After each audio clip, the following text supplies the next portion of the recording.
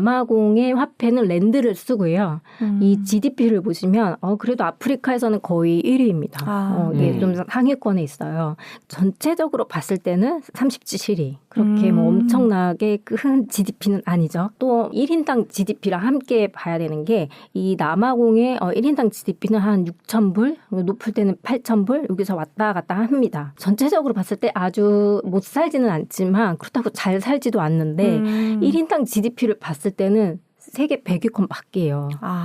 그러니까 가난하다 이렇게 봐야겠죠. 소득의 불평등을 볼 때 지니 개수라는 걸 봐요. 남아공이 GDP에 대비해서 1인당 국민 소득이 굉장히 낮았잖아요. 그만큼 부가 공평하게 돌아가지 않는다라는 거를 이제 유추해 볼 수 있는데 이런 거를 볼 수 있는 개수가 지니 개수라는 게 있습니다. 네. 이 지니 개수는 이제 0에서 1까지 되어 있는데 0에 가까울수록 평등한 구조고요. 1로 갈수록 이제 완전한 불평등한 사회다라고 보는데 보통 낮은 지니 개수의 국가들이 복지 국가나 아니면은 사회주의 국가들 부를 이렇게 분배를 해버리니까 그리고 높은 지니 개수를 가진 국가들이 뭐 부정부패가 심하다거나 시장 경제가 너무 치열하고 확산되어 있다거나 분배가 공정하지 않을 경우 이 지수가 높게 나타나는데 제가 이걸 왜 갖고 왔겠습니까? 남아공의 소득의 불평등이 너무나 높으니까 이 지수를 이제 들고 왔는데 제일 아래에 0.5 이상 남아공이 여기에 들어가 있습니다. 0.5 이상이면 아주 불평등한 사회고요. 이 복지국가인 그 노르웨이, 덴마크 이런 나라들이 북유럽 나라들이 0.2 안쪽이에요. 그러네요. 네. 그리고 한국이 중간 수준의 불평등이라고 하는데 저는 통계 잘못 낸 거 아니에요? 저도 너무 이거 중간 수준 불평등 아닌데 나 지금 너무 소득 불평등한데 우리가 미국보다 덜하다고. 말도 안 돼. 중국하고 미국이 같은 레벨 중국 사회주의 국가 아니었나요? 시장이 갑자기 급속도로 확장되면서 맞아요. 그런 분익부비익빈 현상들이 일어나면서 이제 높은 불평등이 일어났고 시진핑의 공동부유는 거짓이었다. 아무튼 저 한국 동의할 수 없어요. 그러니까. 네, 동의 안 됩니다. 지니 개수이 나타내는 지도입니다. 그래서 보시면 남아공은 아까 0.5 이상이면 매우 불평등한 사회라고 말씀드렸는데 0.6이 넘어요. 그리고 아까 옆에 있었던 그 브라질. 브라질은 한 0.5 정도. 그래서 오른쪽에 있는 것도 이 지니 개수를 이제 보여주는 건데 그 맨 아래쪽에 가장 긴데 남아공입니다. 근데 이 지니 개수도 한계점이 있어요. 소득의 불평등만 본 거거든요. 그러니까 뭐 부동산이나 뭐 금융 자산이나 이런 거는 들어가 있지 않아요. 그래서 한국이. 그래서 이런 것까지 들어가면은 이제 불평등이 이제 더 심화가 되는데 남아공 보자고요. 한국 얘기하시면. 남한 말고 남아공. 네, 좋습니다. 소득의 불평등이 이제 빈부격차를 만들어내고 교육이나 직업이나 이런 것들이 이제 정치적 사회적 까지 다 영향을 미칠 수 있기 때문에 이 소득 불평등이 굉장히 중요한 지수로서 이제 작용을 하는데 지니 개수 말고 팔마 비율, 오분위 비율 뭐 여러 가지 지수들이 있어요. 그래서 불평등이 얼마나 더 심한지를 알 수 있는데 팔마 비율이라고 상위 10%가 가진 부가 하위의 40% 소득보다 몇 배가 많은지를 나타내는 지수예요. 7배입니다, 무려. 그래프가 왼쪽 거는 완만한데 또 오른쪽으로 가면 나라별 차이를 보면 남아공이 월등히 높은 거를 알 수가 있어요.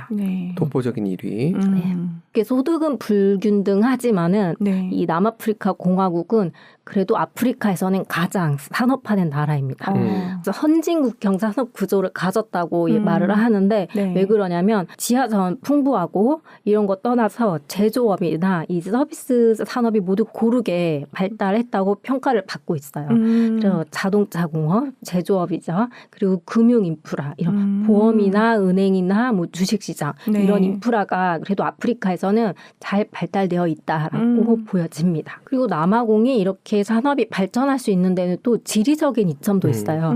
저기 보시면은 이 남아공을 중심으로 유럽도 가깝고 남미 그다음에 아시아 이쪽으로 갈 수 있는 전략적으로 중요한 위치를 차지하고 있기 때문에 남아공이 지리적으로 이점을 가지고 있다고 말씀드릴 수 있겠습니다. 있습니다. 네. 자동차 제조업이 발달했다고 말씀을 드렸는데 우리가 네. 모로코 할 때 자동차 얘기 한번 한 적 있잖아요. 맞아요. 사실 모로코가 수출량이나 이런 수출액은 조금 더 높아요.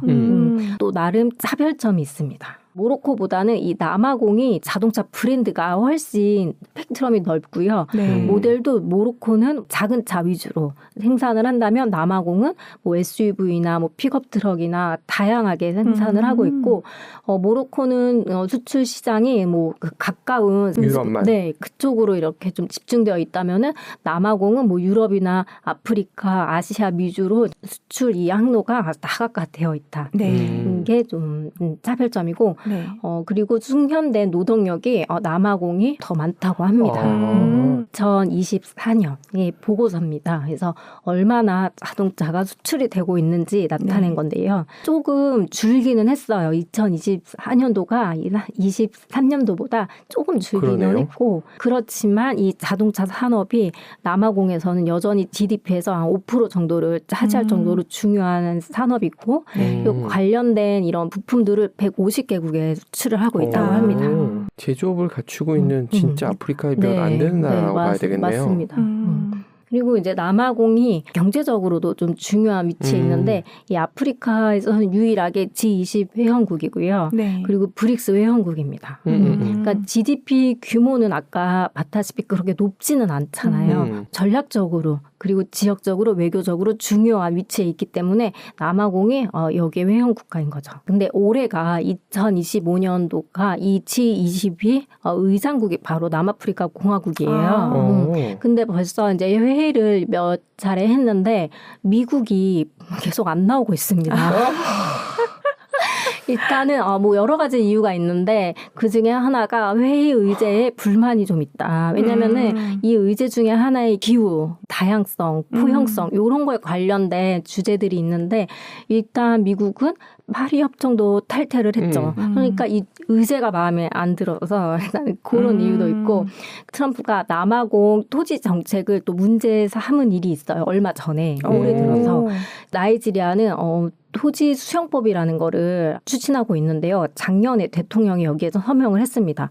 이게 뭐냐면 네덜란드인이랑 영국인들이 여기 와가지고 토지를 많이 뺏어갔어요. 네. 70% 정도 되는 농장을 단 7%의 백인이 소유를 하고 있습니다. 그 48년도에 인종분리 정책 그 이제 실시를 하면서 흑인들의 땅을 뺏고 이렇게 좀 외곽으로 내쫓았거든요. 그래서 그때 뺏긴 땅이다. 지금 민주주의가 실시되고 흑인 정권이 들어선 이후로 30년이 지났는데 우리가 아직 거기에 대한 보상도 못 받고 돌려받지 못했다. 해서 이 토지 정책을 계속 이렇게 하고 있던 와중에 작년에 토지 수용법이라는 것을 이제 발표를 합니다. 트럼프는 어떻게 표현했냐면 사유재산, 백인들의 재산을 몰수했다고 표현을 했어요. 그래서 너네들한테 지금 하고 있는 원조를 다 이거 중지시키겠다. 원조 끊겠다. 이렇게까지 말을 했는데 토지 수용법은 이런 거예요. 공익의 목적이나 공공의 이익을 위해서는 국가가 국토를 보상 없이 하드릴 수 있다. 또 근거 없이 뺏는 것은 아니다. 그리고 또 사용되지 않는 토지나 아니면 관리되지 않는 토지였는데 갑자기 땅값이 엄청 튀는 그런 땅들 있죠. 그거는 너네가 관리하지 않고 필요 없는 땅이라고 했으니까 놔둔 거 아니냐. 이런 토지는 우리가 가져갈 수 있다라는 건데 이게 그냥 아직까지는 진짜로 시행한 건 아니고 그냥 예시를 든 거기 때문에 실제적으로 앞으로 어떻게 정책이 될지는 알 수는 없습니다. 아무것도 안 준다는 거는 아니고 다 드리거나 그러니까. 네. 너희들한테 원조를 끊겠다 이런 미국의 발언을 하자 이 남아공이 이런 말을 했어요. 우리 거지 아니다. 광물 수출 너네한테 안 할 거다. 이렇게 말을 했습니다. 트럼프는 정상적인 사진이 없어. 이번에는 이 남아공이 나라의 부패가 에너지 부족으로 라는 주제로 얘기를 해보려고 하는데요. 에너지 관련돼서 국민들의 신뢰가 지금 바닥으로 떨어졌는데 이게 뭐냐면 남아공은 로드쉐딩이라는 거를 하고 있어요. 2007년부터 하고 있는데 이 로드쉐딩이 말이 좋아 순환 단전이지 그냥 정전을 지역별로 하는 거예요. 전기를 생산하는 국영 기업이 너무나 화력 발전이 노후화되어 있다 보니까 공급이 수요를 따라가지 못하다 보니까 갑자기 블랙아웃 올 수 있잖아요.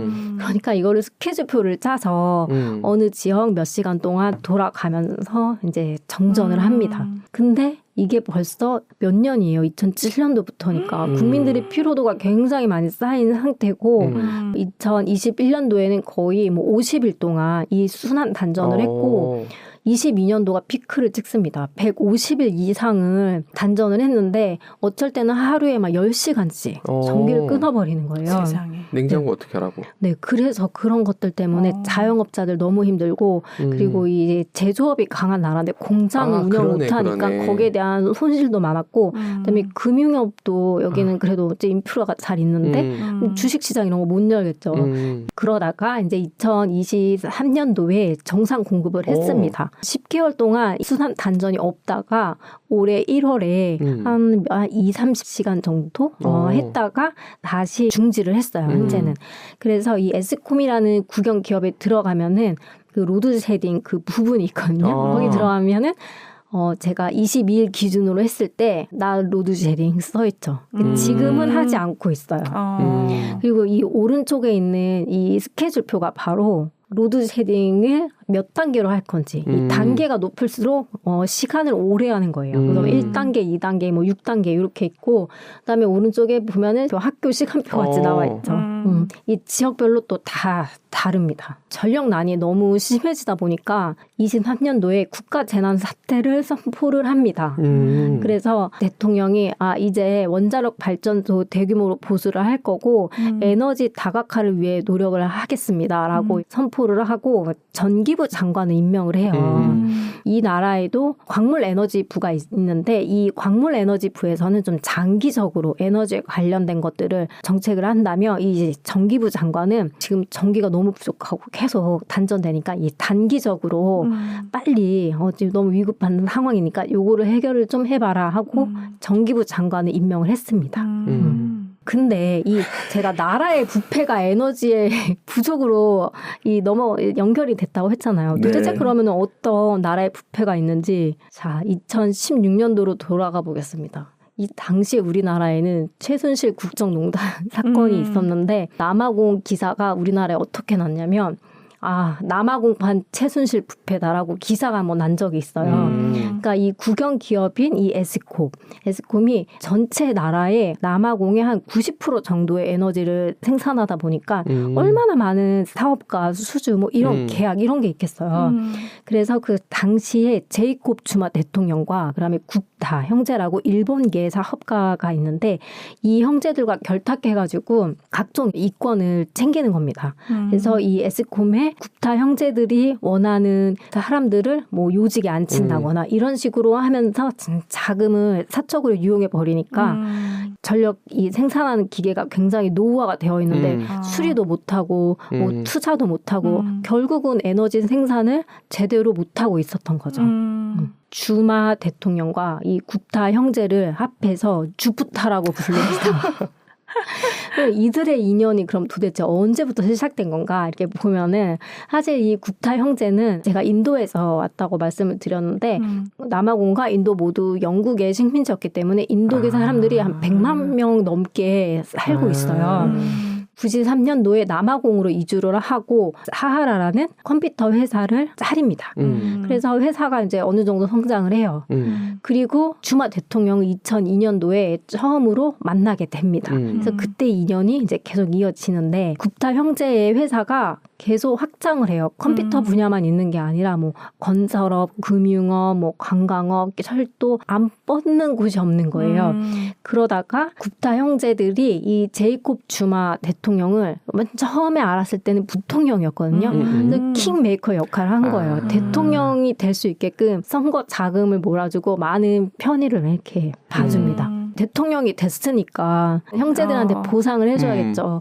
그래서 이제 뭐 입찰 경쟁이나 이런 데서 무조건 계약 독점하게 해주고 인사 자지우지하게 해주고 예산 몰아주고 공공조달 뭐 이런 거 다 비리가 막 어마어마하게 얽힌 거예요. 그러다가 이 사건으로 이 비리들이 수면으로 올라오게 됩니다. 이제 어느 날 이 굽타 형제 관련된 사람이 결혼식 때문에 그 인도에서 남아공으로 오는데 그 전세기가 남아공의 그 공군 기지에 착륙을 합니다. 그러니까 사람들이 이걸 보고 아니 저거 무슨 일인데 지금 공군 기지에 이 민간인이 착륙을 한 거지 하면서 이렇게 의구심을 갖다가 파헤쳐 보게 된 거예요. 그래서 그때부터 이 주마 대통령과 이 굽타 형제의 유착 관계에 대한 의심이 들면서 이제 조사가 들어간 거죠. 그래서 2016년도에 보고서가 나옵니다. 무려 300명의 진술 그리고 8만 페이지에 해당하는 구두 자료 증거들이 여기 있고 그 당시 보고서 양이 너무나 많았기 때문에 이 나눠서 나왔어요. 그래서 결국은 이 대통령이 15개월 선고를 받고 네, 구속을 받는데 심지어 2개월 만에 가석방이 세상에. 됩니다. 이 대통령이 구속이 됐지만은 당시에 이 주마 대통령을 지지하는 지지자들이 엄청 많았다고 해요. 남 얘기가 아니군요. 네, 그래서 이 지지자들이 폭동을 일으켜서 완전 도시 전체가 아수라장이 되고 그래서 이제 결국은 뭐 건강상의 이유로 2개월 뒤에 있다 가석방이 됩니다. 네, 내려는 왔죠. 네. 그리고 굽타 형제는 지금 3명 중에 2명은 체포가 됐고 가장 우두머리라고 추측되는 1명은 아직 행적이 묘연합니다. 하려고 우두머리를 해야 돼. 빠지지 않는 트럼프 또 나오네요. 트럼프가 정말 이게 남아공에도 빠질 수가 없고 네. 사실 공적개발 원조에서도 트럼프가 굉장히 큰 영향력을 미치고 있는데 사실 아프리카의 많은 국가들이 이 공적개발 원조를 빼놓을 수가 없습니다. 그 정부 예산의 상당 부분이 공적개발 원조로 하는데 보통 뭐 10%에서 30% 많게는 50% 넘게 국가 예산을 공적개발 원조로 충당을 하고 있습니다. 미국이 얼마나 많은 양을 공적개발 원조로 하는지 보시면 GNI 대비에 0.2에서 0.4%이긴 하지만은 워낙에 규모가 크다 그쵸, 보니까 그쵸. 그 금액으로 따질 때는 미국이 가장 많은 금액을 원조로 내놓습니다. 그 국가마다 공적개발 원조를 몇 프로를 하라는 권고 사항이 있어요. 보통 OECD의 원조위원회에서 한 GNI 대비에 한 0.7%가 적당하다 이렇게 보고 있고 우리나라 같은 경우는 한 0.18% 했고 사실 이 스웨덴, 노르웨이 같이 이런 북유럽 국가들은 금액적으로 봤을 때는 미국과 차이가 많이 나지만은 GNI 대비를 했을 때는 무려 0.9에서 1%입니다. 그렇겠다. 네, 그렇겠다. 그 규모를 봤을 때는 굉장히 높은 비율로 이 원조를 하고 있는 거예요. 그러면 공적개발 원조랑 과연 무엇일까? 왜냐하면 도와주는 돈이 다 공적개발 원조는 아니고요. 우리가 뭐 굿네이버스나 뭐 월드비전이나 뭐 세이브 더 칠드런 이런 데는 그냥 민간이기 때문에 공적개발 원조에는 들어가지 않습니다. 그러니까 이거는 중앙 정부나 지방 정부가 포함한 이 공공기관이 공여를 할 때 공적개발 원조라고 말을 해요. 네. 그리고 원조가 뭐 군사 이런 거는 안 되고 경제 발전이나 복지 증진을 위해 공여를 할 때 개발 원조라고 말을 하고 있고 그리고 크게 유상과 무상으로 나눕니다. 한국국제협력단이 이 무상 원조를 담당하고 있어요. 그러니까 이거는 그냥 그야말로 기술 지원이나 아니면 그냥 주는 거고 네. 한국수출입은행에서 하는 거는 자금을 빌려주는 거죠. 대신에 좋은 조건으로 이자율을 낮게 한다거나 아니면 100만 원 갚았는데 100만 원 중에 얼마만 갚아라 이런 식으로 그리고 아주 장기간 빌려준다거나 이렇게 하는 게 이제 공적 개발 원조에 들어갑니다. 제가 이렇게 구구절절 말씀드린 데는 이유가 있습니다. 지금 트럼프와 일론 머스크가 아주 뜨겁습니다. 그렇죠. 작년에 미국이 정부 효율부라는 거를 만들었어요. 그리고 여기에 트럼프 대통령이 일론 머스크를 수석 고문으로 발탁을 했습니다. 이게 뭐냐면은 지금 미국에 막대한 연방 정부의 지출을 줄여야 된다. 돈이 줄줄 새 나간다. 하면서 이거를 만든 거예요. 그래서 정부 운영을 효율성을 극대화하고 관료주의를 좀 혁신을 해서 기업처럼 좀 운영 좀 해보자. 그리고 AI를 적극적으로 도입을 해서 데이터 기반의 의사 결정을 해보자. 라고 하는 건데 이 정부 효율부의 그 로고와 저걸 멍멍이? 합해놨어. 도대체 합해놨어요. 그냥 짤입니다. 요즘 네. 돌아다니는. 왜 이렇게 말씀을 드렸냐? 그러니까 연방 정부의 지출을 줄이려고 하다 보니까 개발 원조하는 거를 줄일 수밖에 없는 거예요. 그쵸. 그걸 왜 네. 건드려? 그러니까요. 그래서 지금 여기에 대한 찬반 논란이 뜨겁습니다. 아까 음. 그 정부 효율부를 줄여서 도지라고 말을 해요. 그래서 도지코인이 있었던 거고 찬반 좀 뜨거운데 아니 국가가 공공성을 유지해야지 무슨 기업이냐 이런 쪽 입장과 아니 내가 낸 세금 낭비를 막아달라. 그리고 또 우리가 낸 세금도 좀 줄일 수 있겠구나. 그리고 무역도 강화해라. 이런 식으로 이제 찬반 논란이 있습니다. 그래서 이 도치 정부 효율부에서 시작한 게 뭐냐면 USAID라고 하는 국제개발처를 첫 번째 타깃으로 삼습니다. 여기에서 공적 개발 원조하는 거를 관장을 하는 부서거든요. 그래서 이거를 해체를 하고 이제 국무부를 우리 흡수하겠다라고 하는 거고요. 한 13,000명 정도의 직원이 있는데 지금 거의 다 해고를 했어요. 지금 와. 필수 인력 한 300명 남짓 좀 남아 있고 이루어지고 있었던 해외 원조가 사업들이 이렇게 막 몇 개월짜리도 있고 몇 년짜리도 있고 하는데 거기에 지금 90% 정도가 다 해지를 돼서 지금 거의 멈춘 상태예요. 폐기를 아예 시켜버렸습니다. 트럼프가 대통령 취임한 뒤에 90일 동안 이 원조를 중단하는 행정명령을 내림으로써 이런 지금 USAID에서 하는 일들이 지금 다 멈춘 상태예요. 와.